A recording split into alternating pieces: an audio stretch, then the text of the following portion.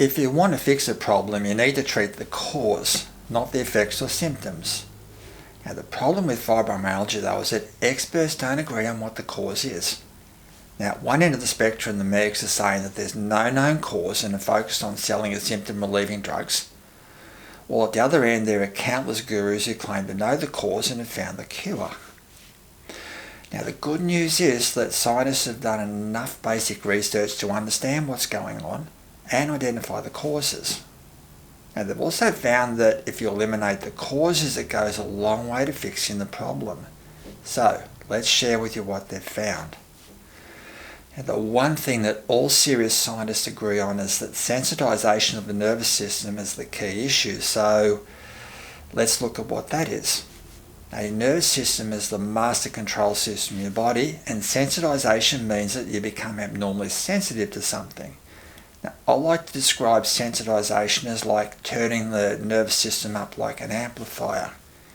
Now, we can see that if we turn the nervous system up like an amplifier, it can make your pain feel stronger than it actually is. Now, also, it's not hard to see that with higher than normal responses, you can get headaches, difficulty sleeping, and brain fog. Now, also, your nervous system controls every function in your body, so it's not hard to see how turning the controls up or down can cause a wide range of symptoms. Now, sensitization can cause all those symptoms, so is sensitization of the nervous system the cause of fibromyalgia? No. For the cause of fibromyalgia, we need to look at what causes sensitization, so let's do that.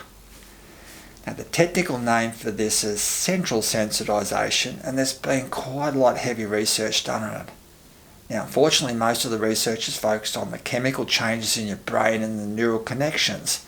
Now, this is because the drug companies want to see drugs that counter these. However, there's been researchers who have found the cause of central sensitization, and that if you remove whatever's causing it, your nervous system goes back to normal. Now, I'll repeat that. Your nervous system goes back to normal. Now, it's like turning an amplifier back down to normal, and I assume all those chemical changes the researchers found just go back like they should be. No drugs needed.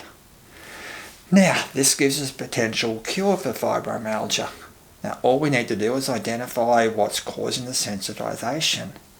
Now, there's several possible causes, so that may need some detective work. Now, for a start, we know that sensitization usually comes from being exposed to something, often repeatedly over time, with each exposure increasing sensitization. Now, an example is sensitization to bee stings. Now, usually the first reaction is not so bad, then each subsequent one becomes worse.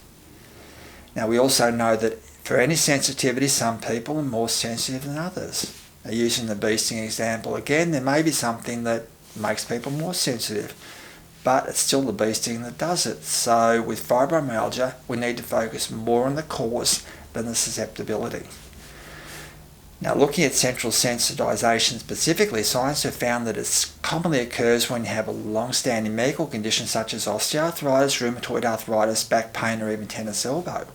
Now, what these all have in common is they bombard your nervous system with pain over a long period of time.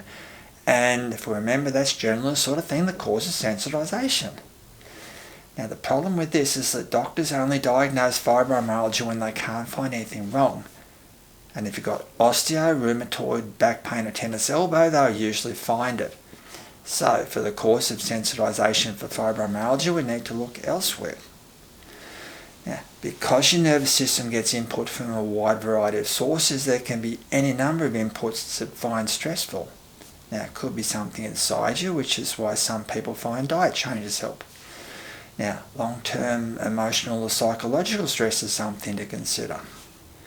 Now, we also know there's a principle called summation, which means that potentially sensitizing inputs can add together, so there may be more than one cause. Now, there could also be the straw that broke the camel's back effect, where your nervous system is under stress and then something like emotional stress, virus, or even an injection can push it over the edge. Now, another thing we need to consider is having fibromyalgia itself can be a huge emotional stress. So once you have fibromyalgia, all that stuff you go through, like suffering pain, going from doctor to doctor and getting nowhere, basically adds to your problem. Now they're all possibilities, but the science have found that by far the biggest source of pain bombarding the nervous system causing sensitization is myofascial trigger points, or trigger points for short, which are those tender lumps in the muscles that massage therapists tend to find. Now they found that compared with non-sufferers, fibromyalgia sufferers are usually riddled with trigger points, but most importantly, when the scientists have injected trigger points with anaesthetic to stop them bombarding a nervous system, the fibromyalgia symptoms clear up. Now understanding that, let's look at why trigger points are the main culprit, then what you can do about it. Now there are three main reasons why trigger points are the big cause. Now the first is that everyone gets them and they're the main cause of pain syndromes such as back, neck and shoulder pain. And second, they don't show up in any laboratory tests or scans, so doctors usually don't diagnose them, and instead of having them treated, you get pain-killing drugs which so the trigger points can keep on bombarding your nervous system without you knowing it. Now the third reason, if you do see a professional who can find them, courses of treatment such as massage, needles or lasers usually just temporarily relieve the pain but don't get rid of the problem. So what do you do about it? Now, injecting trigger points with anaesthetic stops fibromyalgia, but as you know, anaesthetics wear off. Now you need to get rid of the trigger points, but as I said before, most courses of professional treatment just temporarily stop the pain. Now the key issue to get rid of trigger points properly is you need to continue treatment long after the pain goes, which if you see a professional will be very expensive and time consuming, so it usually doesn't happen.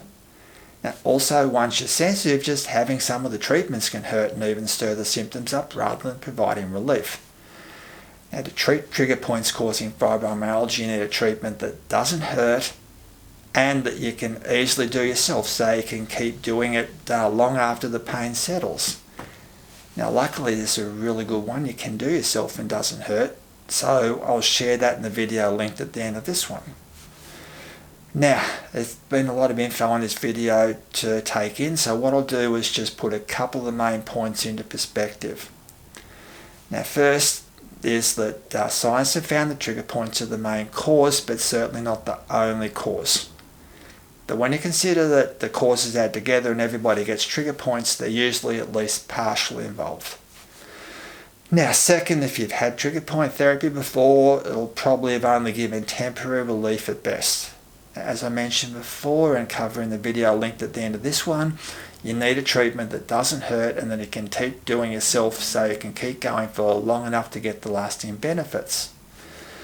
Now finally, we'll have a quick look at some of the other things said to cause fibromyalgia. Now first, a lot of people find dietary changes help. Now there may be something inherently amiss inside bombarding a nervous system that diet helps with, or your nervous system might have changed the way the digestive system works. Now, if it's the first, a healthy change to your diet is obviously a good thing. Now, I've also had people tell me that there's some issue with their mitochondria, but I suspect that's just a normal variant that makes people a bit more susceptible. Now, certainly not the cause. As far as I know, you can't go replacing your mitochondria. Now, if you've been told something like that, or insulin resistance, or whatever, just get on with it and find the real cause. Anyway, look, I hope this has been helpful. Now, if you have any suggestions or comments, please don't hesitate, and thank you very much for watching. It has been most appreciated.